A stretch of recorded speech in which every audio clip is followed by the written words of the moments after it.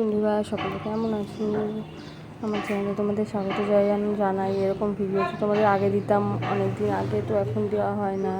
তো আজকে দিচ্ছি কি বলো তো, হট করে উপরে ঘরে আসলাম, দেখছি কি ওই বৃষ্টি হয়েছে না, বৃষ্টিতে সব ধুলো ধুলো হয়ে গেছে পুরো ঘরের ভিতরে। তারপরে আবার সেই জল হয়ে গেছে চারিদিকে, মানে জলের ছিটা ছিটা এসেছে। তাই ভাবলাম ওই মনে জামা কাপড় তুলতে এসেছি, তাই দেখলাম এগুলোতে একটু পরিষ্কার করে দিই, না হলে কেমন লাগে, নিজেদেরই তো ঘর।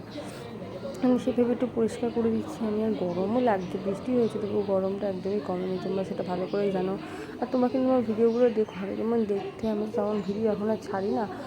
তো শরীরটাও খারাপ ছিল, তো বাচ্চাটা হয়েছে জানো তো, সবাই সিজার হয়েছে, দেওয়া হয়নি। তো আমি চেষ্টা করবো রেগুলার এবার থেকে ভিডিও দেওয়া, যেমন পারবো তেমন ভিডিও দেবো। তোমরা অবশ্যই দেখবে কী করছি না করছি, বেবিকে নিয়ে সমস্ত কিছু তোমাদের কাছে ছাড়ার চেষ্টা করবো আমি।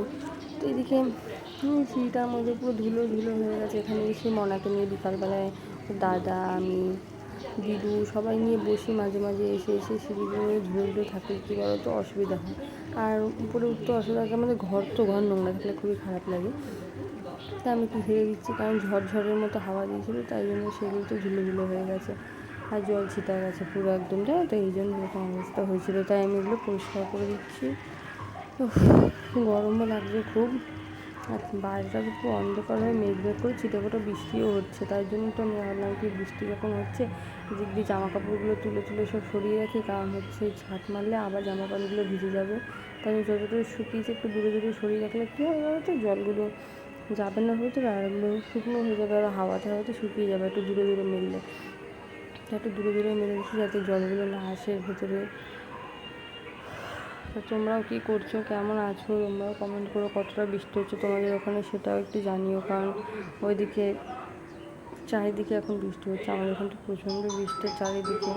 জন্য আমি হয়তো সব করে নিচ্ছি। এদিকে আবার মানে নিচে নেমেও গেছি, নামতে নামতে আবার হট করে মনে পড়ে গেল, তো উপরে ঘরে দরজাগুলো দিই, দরজা কিছু দিইনি, কারণ না দিলে আবার বৃষ্টি টিষ্টি হলে আবার সব ভিজে যাবে। তাই জন্য দিয়ে দিতে হবে। আর হাওয়া ঢুকলে একবার জানো তো কাঁচের জানলা টানলা ভেঙে যাবে, তার জন্য ভুলেও গেছিলাম।